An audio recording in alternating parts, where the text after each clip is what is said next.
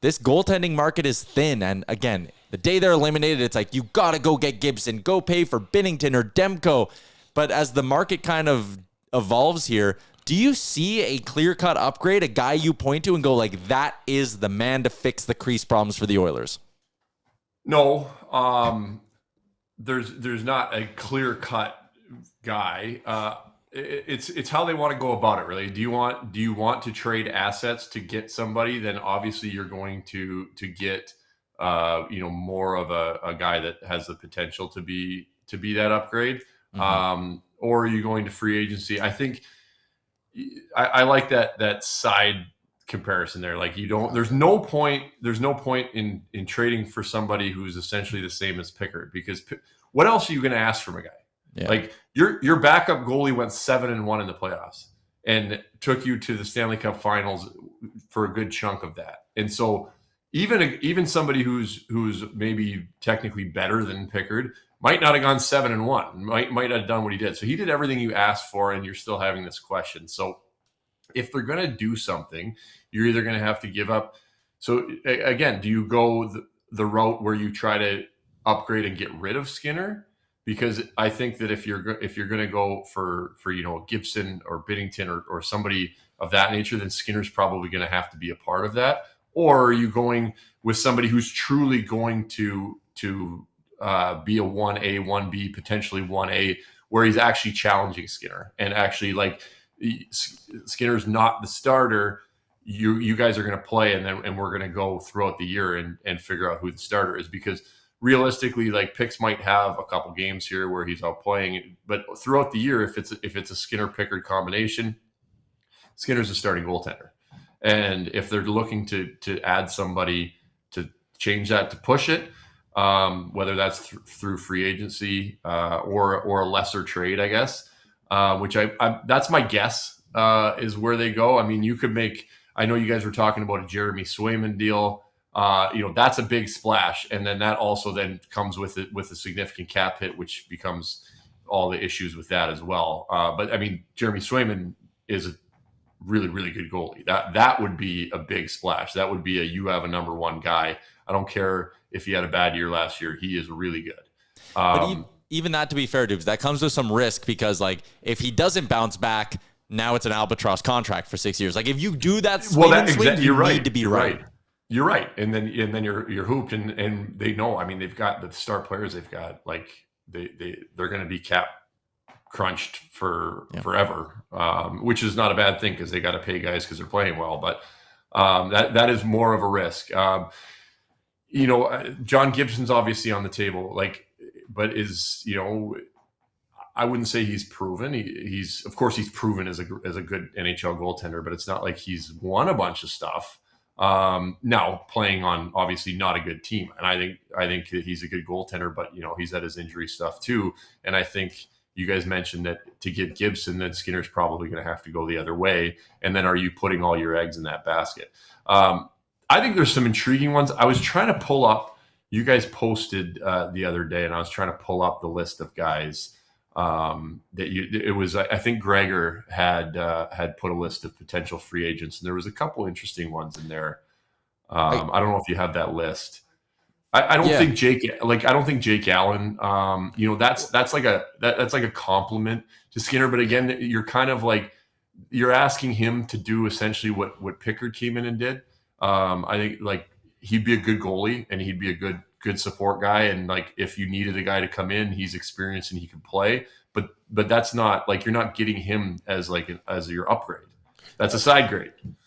Side grade. I agree. The other name that was kind of thrown out there by Gregor after you mentioned it with Anton Forsberg. Now, I think the thing is, like, is he better than Pickard? Like, probably. I mean, Pickard's no world beater by any means, but he comes in and does a job for you. But the problem is with all these guys, like even Allen, you have to pay him 5 times more than what you paid Calvin Pickard. Like, the Oilers don't have a lot of money. Like, if they did go out and pay Forsberg, for example, and got rid of Pickard, like, would that be a slight upgrade, I suppose? Yeah, but you're not. You're right. In a team that's worried about cap space, you're now paying for a guy, getting rid of cap space for somebody who might be the starter. Like, I mean, again, it's like Skinner's a good goalie. He's still young. He's gonna continue to go. They obviously aren't hell bent on just like shipping him out of here. So do you go and pay $5 million for a 50-50 maybe? And Forsberg's a good goalie, but is he going to come in and steal the show? I don't know. There's definitely no guarantees for that. I was just looking too that Joey Decord's an interesting one. He's obviously an RFA. No, Seattle gave him a 5-year deal. Oh, they did. Okay. Yeah. So this is a little bit old that I'm. So let me. I'll give you the UFAs if you want here.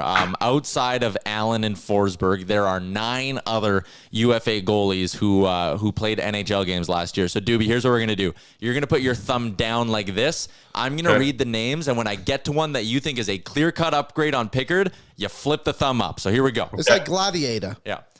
Alexander Gorgiev, David Riddick, Alex Lyon, Dan Vladar, Ilya Samsonov. Vladar. Oh, okay. Which maybe one are we Vladar. up for, Vladar or Lyon? The other ones are Vanacek, Reimer, and Husso. So your thumb kind of went up for Vladar or Lyon? Vladar, that was what I was. I think that would be an upgrade. Again, this is in the situation where you're not getting a guy who's like guaranteed. Like that's not necessarily your guy. I thought he played well in Calgary. I liked the way he looked. Husso is an interesting one. I think there's he's struggled, but I've seen him play really well. If you're gonna go with like a guy to push somebody who's got like potential, I think Husso is an interesting one as well. Again, the other guys, I feel a little bit like you're just doing it to do it. And you have a guy in Pickard who is very well liked in the dressing room. We've talked about it. He battles. The guys like him. They go to war for him. All of these things that you want in a goaltender, we know are there. So the last thing you want to do is, one, you're for sure paying more for somebody, and then to get even close to a 50-50 trade-off with a guy who's extremely well liked and has a great attitude and great work ethic. Why would you do that? And so it becomes tricky. You have to find somebody who is definitely could potentially be your starter, could potentially outplay Skinner to be the starter. Vladar also the youngest guy on the list. He's only 27. And he's very big.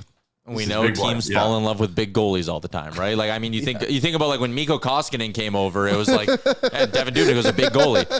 But right, like, I mean, Mikko Koskinen came over, and what was the thing? It was just like, oh, well, shit, he's huge. Yeah. And Vladar's big. Like, teams look at that. I heard a lot of goalie saviors coming through Edmonton after I left.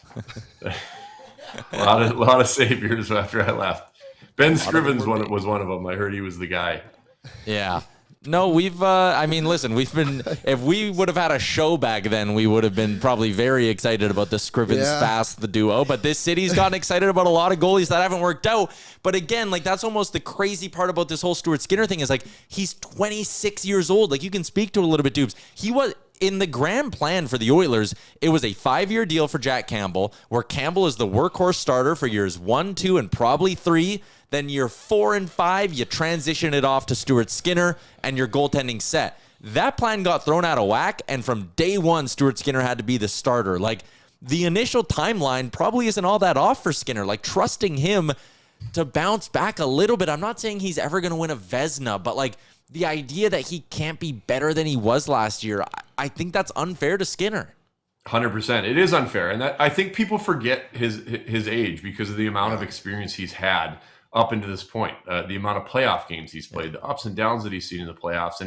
And so I think it's smart of them. Like, you don't just want to part ways just because you haven't won. You've got to the cup final, obviously, the stuff that his up and downs in the playoffs, but he's has this experience at 26 years old that not a lot of guys have. He's got more playoff experience than I have. I'm 39 and I played for 12 years. Like, he's got experience, and you can't buy that. You can't. You have to be there. So he has potential. Of course, he's 26. He should be getting better. He should continue to get better as he gets older and continues to play. The hard thing is it is continually hard for him to play every day when it's this constant situation that's getting talked about.